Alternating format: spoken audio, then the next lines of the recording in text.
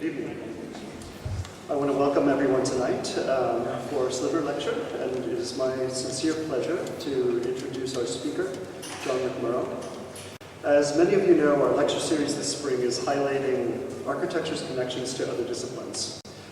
We've been keen to peer through its porous borders to adjacent and more distant fields, from filmmaking to engineering to politics. We've been searching for areas of overlap and shared concerns. Tonight, however, I suspect John will remind us that architecture is at its root hybrid and always interdisciplinary. However much we may sometimes privilege drawing, model making, spatial installations, and making buildings as the authentic sites of architectural production, history, theory, and criticism, three related but distinct practices, are thoroughly part of architecture's disciplinary DNA. Conspicuous, perhaps, for being less visible during the last decade, these written practices of architecture have nonetheless been, at times, the dominant and more celebrated and arguably more glamorous disciplinary activities. At these moments, when writing eclipses other models of architectural making, there are inevitably a few who complain, and I hope no one in this room lodges these complaints. Inevitably, people complain that the tail is wagging the dog. To these I would answer that history, theory, and criticism are in fact an essential part of the dog that is architecture. As such, architecture should perhaps be treated as Cerberus, that fearsome multi-headed mutt from classical mythology, and not unlike, so rather treated like this, than some unfortunate misshapen dog who happens to be dragging around a very swollen tail.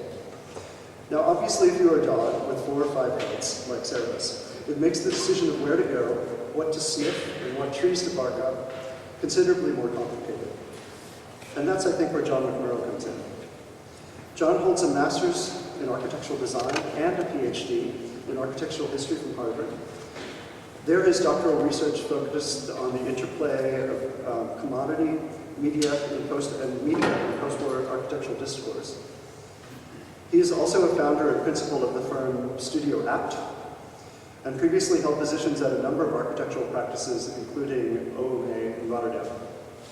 He is both a registered architect and a member of the Society of Architectural Historians. He currently heads the architecture program at the University of Michigan and has previously held key academic posts at Ohio State, Harvard, MIT, and Yale, among others. John is the author of many provocative texts, and significantly, also an organizer of very important symposiums, such as last fall's Wither Installation Symposium and the Matter of Opinion Criticism Conference in 2009 at OSU. During his introduction to Matter of Opinion, John remarked, "I myself trained as an architect, then as a historian, and increasingly find myself identified as a critic. What I really want to do is direct, but here we are."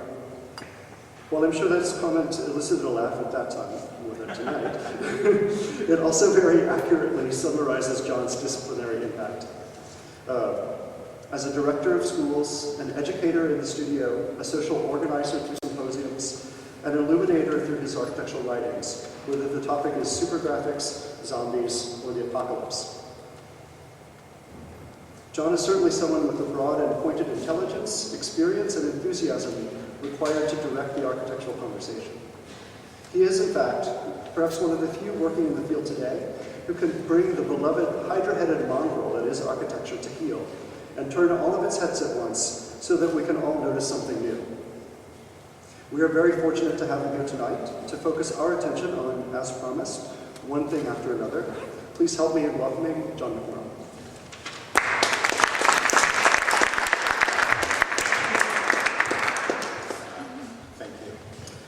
The title for the talk is One Thing After Another, and while it is about architecture, I will not be showing many buildings.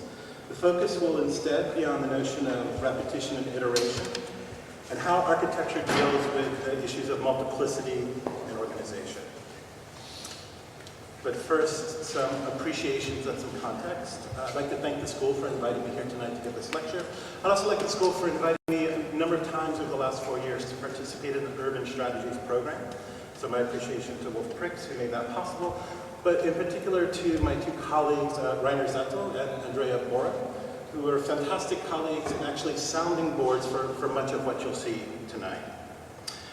I have here a shot of Rome. The aegis under which I was originally brought to the school was to help instruct in the Urban Strategies program, but as I started that work, I found myself increasingly curious about not only the city, not only architecture, but the very idea of organization itself, and how we can, frankly, posit our authority to design anything at all. So what you see tonight implies the city, speaks more of architecture, but it finds its core at the heart of design itself.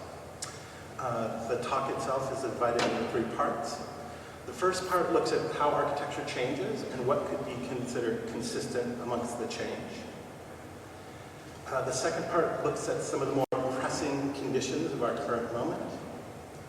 And the final section considers a series of episodes in contemporary architectural work that point to an idea of form that I would say is distinct from the ideal of formalism. So, one thing. The first thing I'd like to talk about is rumination. And so, rumination is a form of thought that happens again and again and again. So it's both one thing, but also multiple things.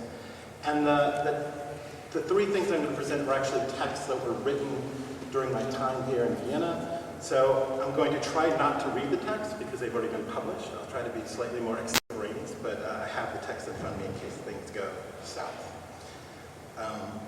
This first text is called Ruminations, the Haunts of Contemporary Architecture, and was originally published in Perspective on Monsters. And I am going to read this part just to start us off. The history of architecture is full of holes. Provisional totalities conceived to give coherence to an activity which defines itself by definition of spaces, uses, and ambiance. Whether in relation to capital, capacity, structure, or symbolism, architectural's legacy and history, maybe its very meaning, is found in the creation of justifiable explanations of itself. Its very raison d'etre is amidst a series of preservative justifications. The justification that I'd like to talk about tonight has to do with a concept of ruin that I think was shared by a number of architects in the 70s, and the legacy of that project which still stays with us today. The ruin has been alternately an embarrassment, an inspiration, a model, and a legitimization. The reenactment of its appeal to its pictorial form is part of architecture's legacy and conceptual history. More than the simple pleasure of the ruin as a pastoral fragment, it has been continually rethought as an end in itself.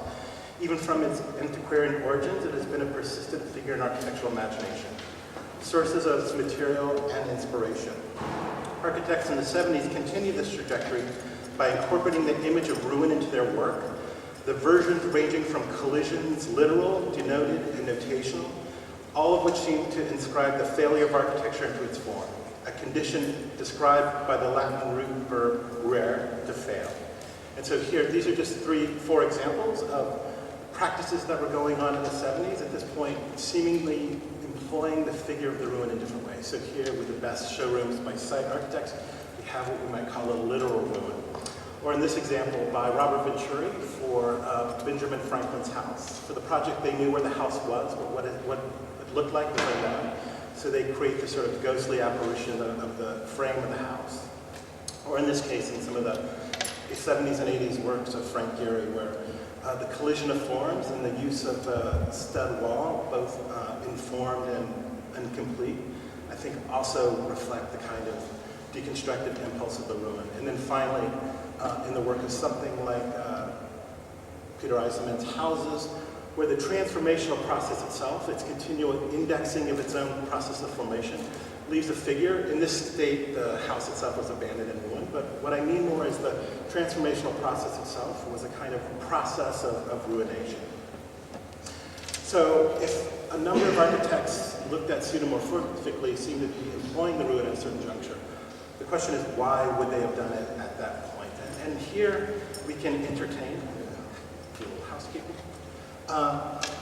various versions of the death of architecture that were employed not only in the field of history and criticism, but as a sort of commonly held societal norm. So there was a number of pronouncements, whether it was in literature or the arts or in journalism itself, that talked about the death of the street, the death of the city.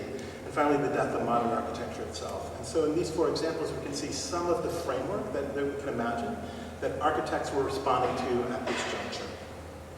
So of course, we all know the destruction of Prudaga, which I think represents a kind of failure. And when I say failure, I do it within quotes, I'm not saying that these things actually fail, but this was sort of the perception at the time. And here we can see the sort of failure of the modern social project or the failure of social housing.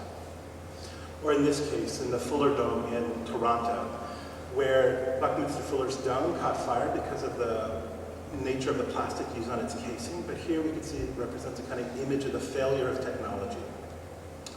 Or in this case, where there was a fire, or probably more correctly characterized as an arson of the A&A building in Yale, which was happening in '68, a time of great student unrest. In this case, the fire was caused by, we think, students who were unsatisfied with the nature of the architecture they were being taught. And so here we can call this a sort of failure of architectural pedagogy.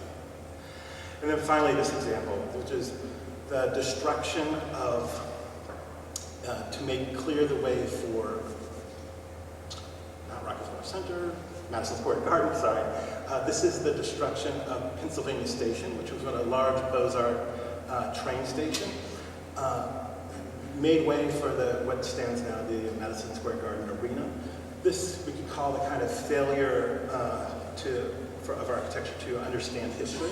In fact, this case is quite interesting because this was actually the precipitating cause for one of the first historic preservation movements in the country. They mobilized too late to actually save the structure, but nonetheless, this started a sort of change in the way people conceptualize the city. So with these 4 destructions, these 4 failures, perceived failures, I should say, of modern architecture, I think architects formally were using the ruin as a way to both encode what was happening to them, the accusations, but also I think something else was happening as well. And it was a kind of move. In the ruin, you have something which is both the kind of visual icon of failure, but also an employment that implies systematicity itself. And so here we can see at the cover of McMorrough Tafuri's Architecture in Utopia and his cover piece, which was actually drawn by the architect Aldo Rossi for this book, called Architecture Assassinée, speaks to a condition in theory, or frankly the formation of a version of architectural theory, insofar as that it was a move to not only, it was a reaction formation to these various failures, and a way for architecture to understand itself, a reflection on its own autonomous laws and language, as a way to both preserve architecture against these various failures and provide its continuance, which I think is what the ruin is. A ruin is a preservation of a certain set of values in spite of or because of a change of circumstance. And then also we can see it in other versions of theory at that time, in this case in Bernard Shumi's Advertisements for Architecture, where he takes this photo. The most architectural thing about this building is the state of decay it's in, which is of course an image of the Villa Savoie taken after the war, well, long after the war when Schumi was still a student, before its reconstruction, as a way that architects in various ways were thinking about the demise of architecture itself as the grounds through which it would start to develop it and continue. In the intervening years, and I would say in this moment, we can understand architecture in its citation of the ruin, in its move to theory, as one that moves to a linguistic model, a model of symbolism and a model of mimesis. In the intervening years, of course, we have other interests that seem to move away from the ruin model. And here I have 2 images, one of geological formation, one of global national brand structure or commerce. In these 2 models that I think are very much influenced by the French philosopher Gilles Deleuze, architect found ways of avoiding or sidestepping seemingly the problems of the linguistic model, the problems of failure and the ruin that's associated with it, to find new ways of operating, new modalities. But what I want to cite, perhaps, is that the convenient saving of architecture by appeal to direct material forces was perhaps written too quickly. And in a way, I think if we think about the figure of the ruin in the 70s, we might think of another figure now for architecture, that of the zombie. The zombie, I think, makes sense in terms of the ruin because it also is something that's failed, it's something that's declined. Like the Deleuzian paradigm, it is something that's not made up of its singularity, but its multiplicity. Of course, we all know that the famous sayings about zombies, that zombies eat brains. And in the eatings of brains, I think the zombie somehow consumes the architectural intelligence or the disciplinary intelligence of their forebears, repeat their patterns without fully cognizing the ways in which that debt is materialized. So in a way, it's both productive, but also, I think, limited about the frame that it surrounds. And I think maybe Justin's speaking of the removal of history and theory as a concern in the last 10 years speaks to this. But I also think, in a way, the zombies are completely liberating and speak to this sort of Deleuzian emergent paradigm as well. In the old zombie movies, in the Night of the Living Dead, as we see here from George Romero, you were never afraid of a single zombie. They moved really slow. As long as you walked relatively fast, you could always stay away from them. They were real danger. In the remake of Dawn of the Dead from a few years ago, suddenly we have zombies that are fast. They seem to exhibit a kind of intelligence that operates through them. And in a way, I think the architectural work of today, in the way that it both file shares and shares ideas and moves quickly, even though it's not animated by a particular end or a particular disciplinary frame, nonetheless becomes a kind of dangerous force in the field. So in a way, I think working through the questions of multiplicity, the questions of emergence, it finds its own logic even without announcing it as such. And this is just an example that I showed.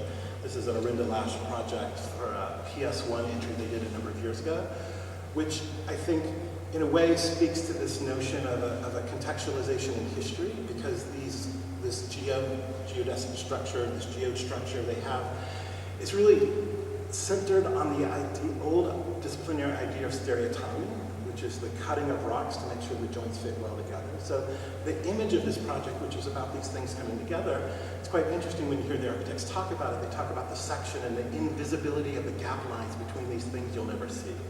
And I take that as a kind of indication of a kind of disciplinary core about things not seen, but still felt necessary to argue for, even though the appearance of the project might not rely on it. You could do this as a skin project, but it was important for them that it had conceptual depth, I would argue. So in this light, I'd like to posit a version of architecture that doesn't continually develop along the same lines. It's not one single history that we've had since the cave, working in a kind of Hegelian fashion, always moving forward and forward.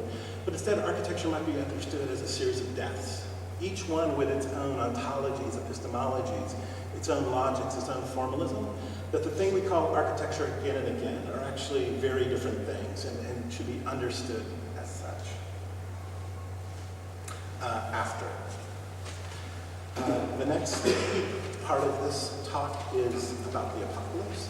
This is based on a text called Design for the Apocalypse that was published in a special issue of Volume. This is an image by the Hudson River Valley painter Thomas Cole. It's called The Architect's Dream. It's in 1840. And I love this image because it shows the utmost confidence of architecture to establish the world around it. If you notice, you can see the architect lying upon this massive column. He's not only lying on a massive column, he's lying on massive books of architecture. So it's a kind of image that shows that architecture in its repository of its history can make the world. I'd say it's a kind of utopian picture and a utopian image. But we'll come back to this image. This is another kind of rehearsal of the 70s, but with a sort of different point. And I'd like to start with the oil crisis of the 70s. Here we see people waiting in line to buy petrol. And in the oil crisis of the 70s, of course, came about also with a slowdown of the economy. In that slowdown of the economy based on the inability to find financing, the cost of heating production, the cost of oil and what it would do for the energy consumption of the building, basically caused not only a slowdown of the economy, but the slowdown of architecture itself. There was really very few opportunities to build. And as a reaction to that in architecture, I think the intelligence of architecture, the architecture itself, experience a kind of schizophrenia, a kind of separation into two parts. On the left-hand side, you can see one of the early houses, again by Eisenman. On the right-hand side, you can see an example of what was called an underground dwelling. So with Eisenman, you have somebody who retreats to the academy, or more properly, you could say retreats to the institute. He, with other architects, works on architecture's autonomous laws. They work on form. This is the rise of paper architecture, the architecture for architecture's sake. On the other side, with the underground dwelling, you have a group of architects who are concerned with the technical definition of the envelope and how to make heating costs less in relationship to this new energy economy. In this bifurcation, I could say, on the one hand, we have almost all design and no technology. On the other side, all technology and no design. Fast forward another 30 years and we have an example like Dubai, a city that, although in the Mideast, is not based on oil, not based on an actual commodity, but instead is based on the representation of that commodity. It's based on the financing that surrounds oil. It's a banking capital. And we can see here now we've moved in economies from economies of commodity or resource into commodities of global finance. And in that global finance has afforded, at least until recently, the building of a city upon the sand that we all know. I would also say that Dubai represented a kind of fulfillment of all of the pent-up architectural desires of the architectural avant-garde in the desert. Everybody got to do a building. People who never got to do a building got to do a building. Suddenly became the sort of promised land where everything could happen. But of course, we know that was short-lived. And here we can see Al Gore from his movie Inconvenient Truth, where he has to get on the gantry to talk about the effects of CO2 and global warming. So a sort of image of environmental crisis. We could easily flip the diagram upside down, and it could be a mark of the global economy going in the opposite direction. So between these forces, we can see that we're again confronted by another moment of crisis. And the name that I would give that crisis is the apocalypse. Apocalypse is everywhere. Apocalypse is in film, it's in television, it's in movies. It's another moment where we have a kind of shared cultural referent, this time about doom, about the end of things. So the question is, what do we do with this in architecture? Because I think we have to do something with this. And what I would say is that we have to understand this apocalyptic term as a change in sensibility. On the right, on the left-hand side, we had an image of architecture and its confidence and architecture of utopia. On the left-hand side, we have maybe the future, an architecture of the apocalypse. And I think when we think about these two terms of utopia and the apocalypse, it's interesting to consider that the utopia was always, if we go back to the Greek, utopia means the non-place. It's the place that does not exist. It was always not going to be there. It was a kind of projective fantasy around which architecture marshaled its forces. Also, if we look at the image on the left, we can think of that architecture has always constituted itself as a kind of sense, out of a sense of plenitude. When does architecture occur? Architecture occurs when there's too much capital, too much time, too much resource, too much people. That architecture is itself excessive. And then the challenge then, if we think about this apocalyptic term, is that what could or what does architecture do, not in the logic of plenitude, but rather in a logic of scarcity? How could architecture react to too few, not enough? If the utopian is nowhere, I would say the apocalyptic, if the utopian is nowhere and in the future, I would say the apocalyptic as a modality operates everywhere, all at once, in the now. So it becomes unavoidable in its circumstance. But the interesting thing I think about the apocalypse, and I don't mean the world's actually going to end, although the world will end soon enough. But what I mean is that I think in the eternity of the apocalypse, if you look at the literature of the apocalypse, if you look at the etymology of the term even, the term the apocalypse from the Greek means the lifting of the veil. And if you look at the films of the apocalypse, it's not about the end of things, it's always about the start of the next thing. I think it's a nostalgic impulse for a kind of recalibration of the political economic realm into something that's more comprehensible, something that's more graspable. And I think that, as a challenge to architecture, doesn't mean an architecture of poverty, but it means an architecture of reattuned attentions. And in this section, I'd like to talk about repetition. And here, architecture is often thought of as the one building, the one detail, the one architect. But tonight I'd like to introduce the notion of the many as part of that consideration. And this part of the talk is drawn from a text called Architecture, Organization, Repetition, and Laughter from a recent issue of Log. The breadth of problems with which contemporary architecture must contend is vast to the point of being overwhelming. Amidst the changing circumstances of economic and environmental upheavals, the discrepancy between architecture's means and ends, always a point of contention, now seems increasingly out of proportion. However, even in such challenging times, certain concerns press themselves forward, not out of their exigency, but their inevitability. In form and content, these engagements appear incongruous, even absurd in relation to what might be more urgent matters, but they are nonetheless questions that are both perennial and contemporary, reliably revisited at various historical junctures in relationship to contemporary circumstance. One such issue, widely reflected in recent architectural work, is that of arrangement, the apparently straightforward issue of how one thing goes next to each other. As a system of component construction, architecture works in relationship to the elements that make it its totalities, its parts to its whole. The question of this relationship is no novelty, is perhaps an unavoidable, even constitutive issue of the discipline. The consideration of arrangement as it relates to a contemporary formal project out of many possible projects allows for a meditation on the very possibility of architectural agency and control today. So here we have, you could say, the bad old repetition seen in Hilbersheimer's plan for central Berlin. And then we're confronted by the new versions of repetition.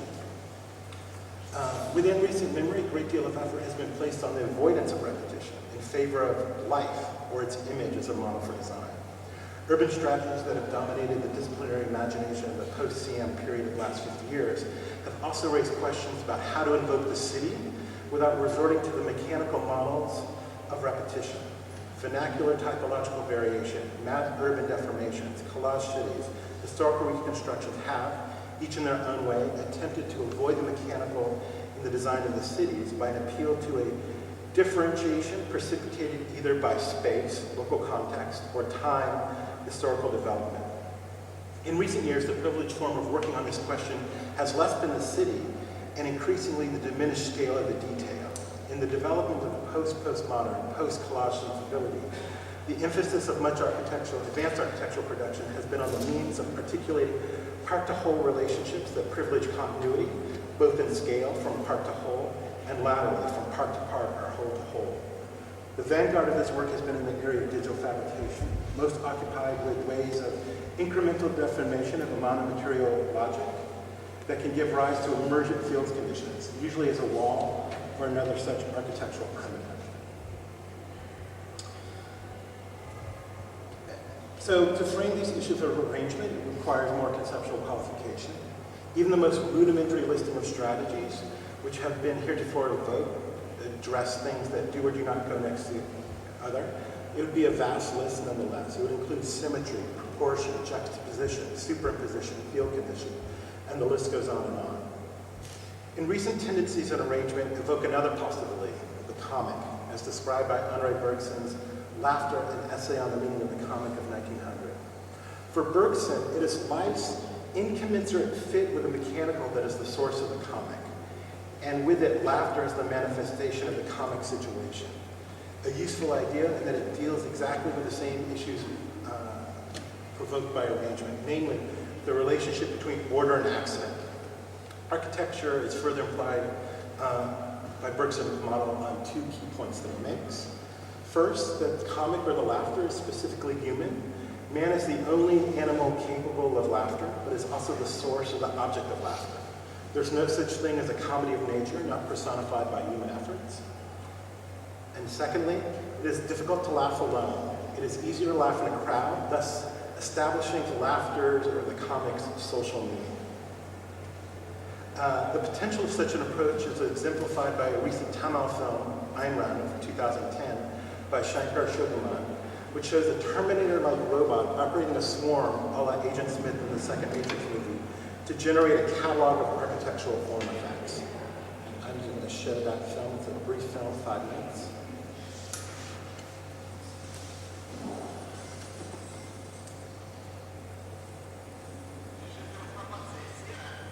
Okay.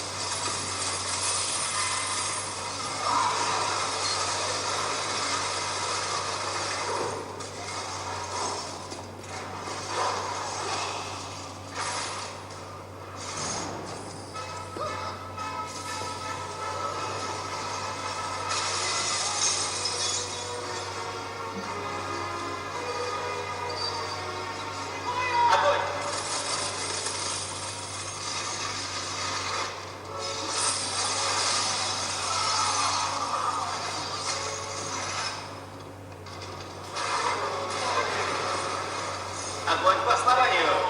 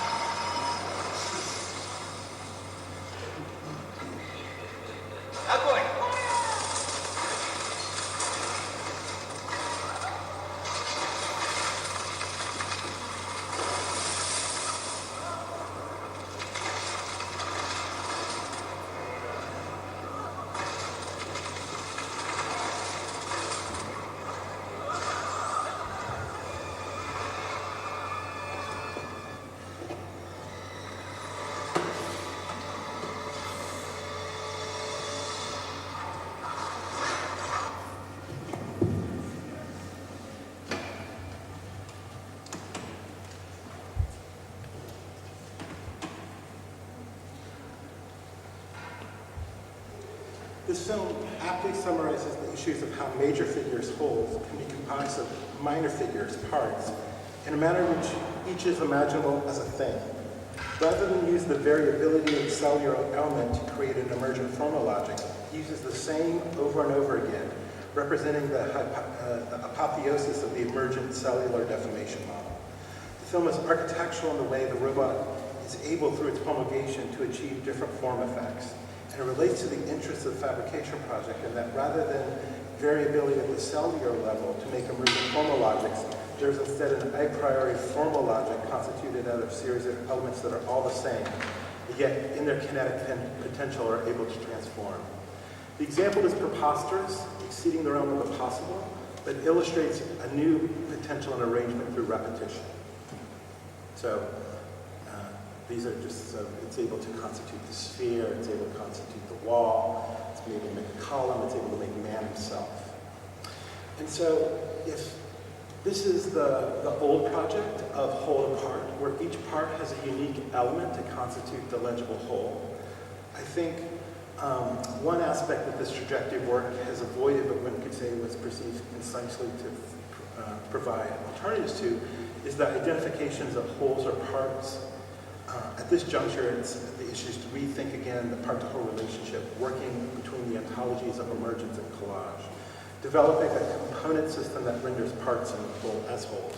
And this is just an example of an 18th century Indian composite painting, as it's known, where you can see the whole thing's an elephant, but it's composed of these individual animals, each of which have their legibility apart, yet are able to operate together to constitute the whole.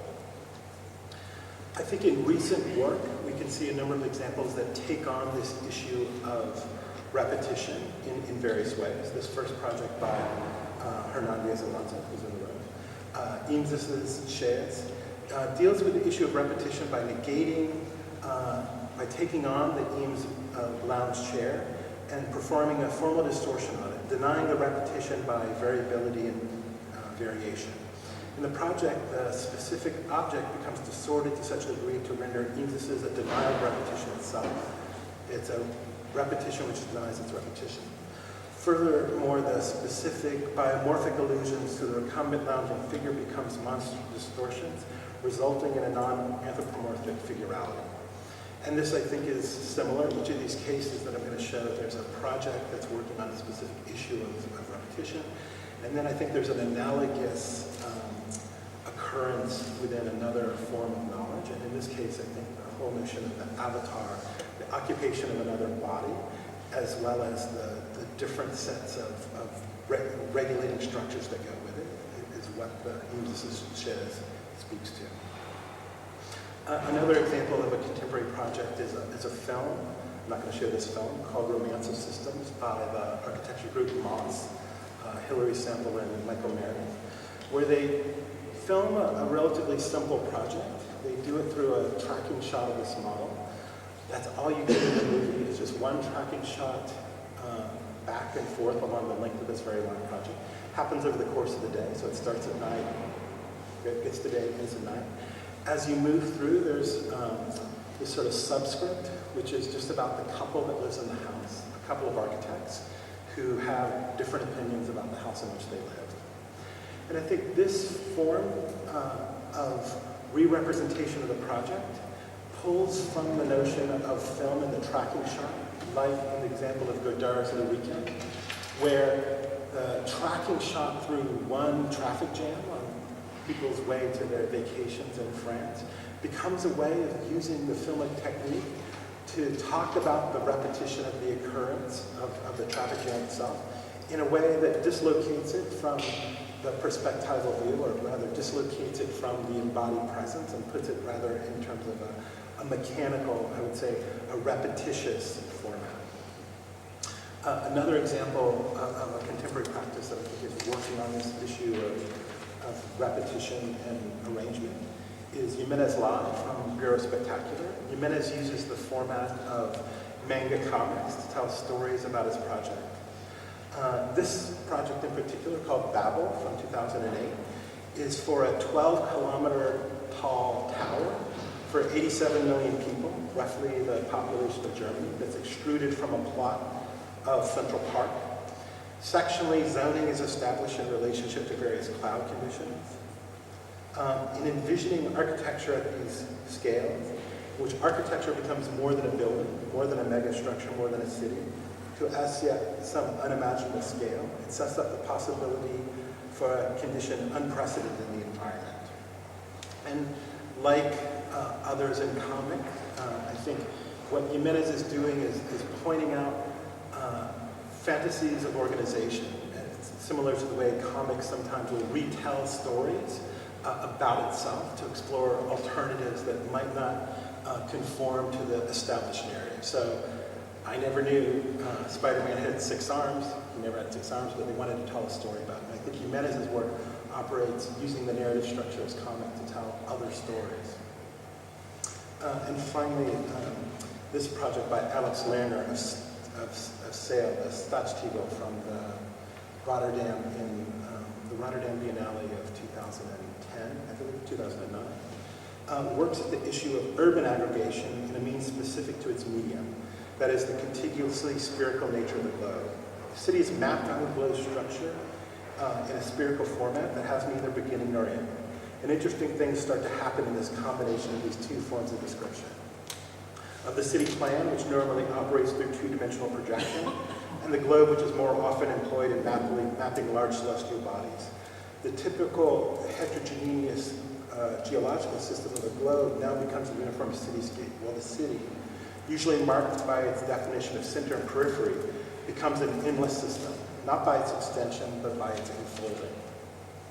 And these are just some other examples of that project where they're examining these various forms of cityscapes as totalities unto themselves.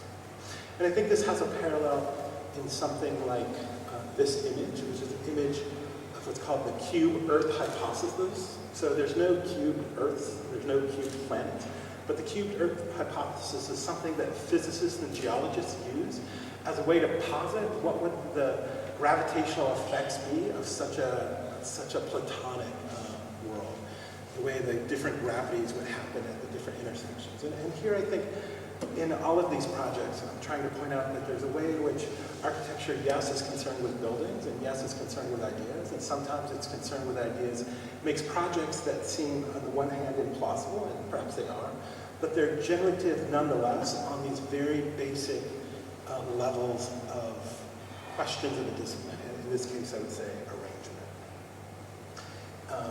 And this is just something I found that I had to put in. This is the Free Universal Construction Kit by FAT, Free Architecture and Technology Lab for 2012, which basically the thing they did was the thing in the middle, and it's a system that allows for the use of all kinds of kids' toys together, so Legos, Kinects, Tinker.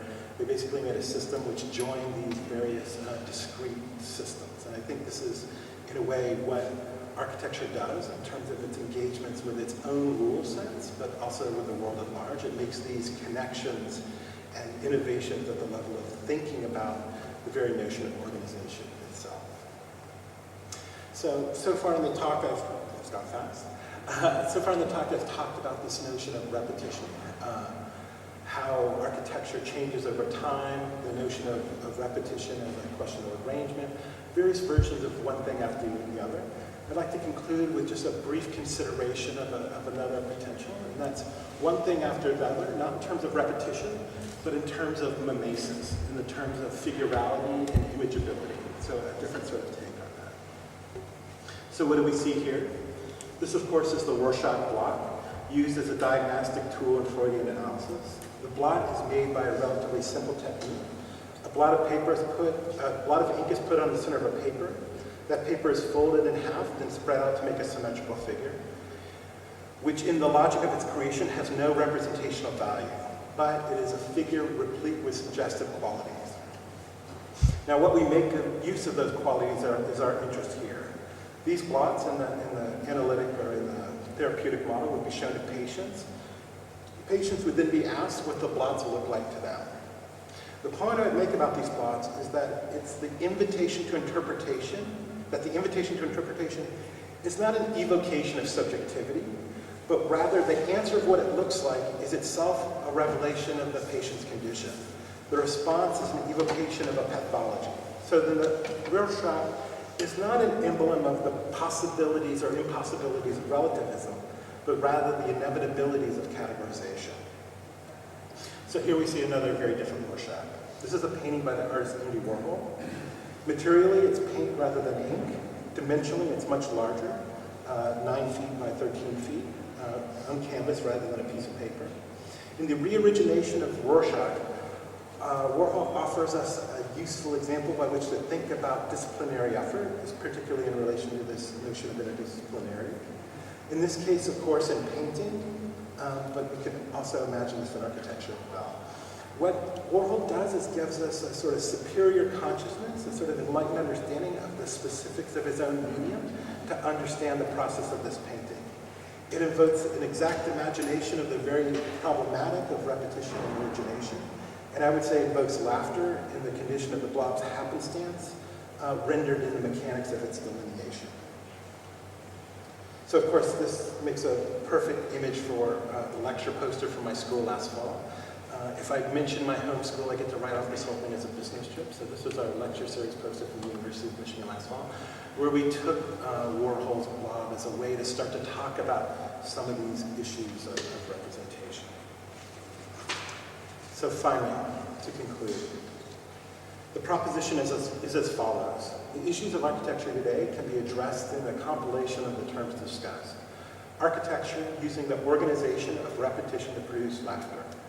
To extend the definition, when architecture as a project takes on the issues that arise from the consideration of organization, while acknowledging the impossibility of perfection, or at the very best, the asymptotic relationship between means and ends, and engages them in their most potential form of repetition as to invoke laughter, it makes a virtue of its limits. Architecture may be neither a problem nor the answer, it might just be funny. Thank you.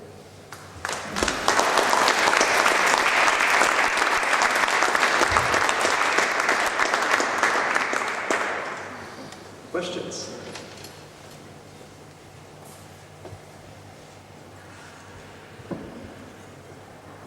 Please.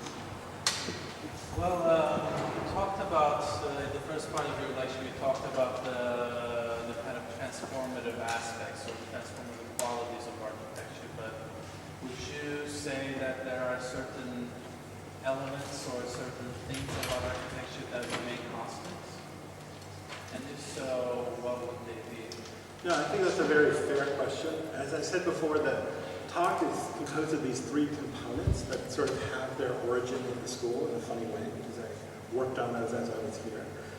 So in a way, it sort of tracks the trajectory from a kind of skepticism of the disciplinary framework and trying to open up the possibilities of understanding architecture differently at various junctures, to trying to identify what, if anything, could be caught between these different ontologies of that. I think repetition might be one, this notion of part to whole, this question, and so this is why I think in my own thinking about it as the talk progresses, it becomes less concerned with the absolute difference, and I think there is a really radical difference. I think the thing we do call architecture changes radically each time. I would say there's not archetypal architectural conditions that are inherently architectural. I would say, rather than thinking about the form of architecture as the place in which architecture's disciplinary frameworks lie, it lies in the very act of design itself. And this is, frankly, explains the issues in repetition, because repetition or arrangement is something that, frankly, occurs throughout a number of spheres of design. Of course, architecture has a lineage of that, which is understood in relation to construction. It's also something that speaks to other fields.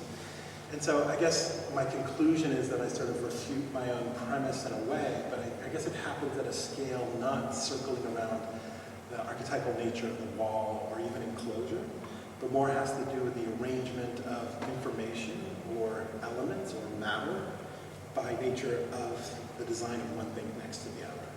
And so there's things that continue, but I'm skeptical of how much of the framework continues as architecture transforms.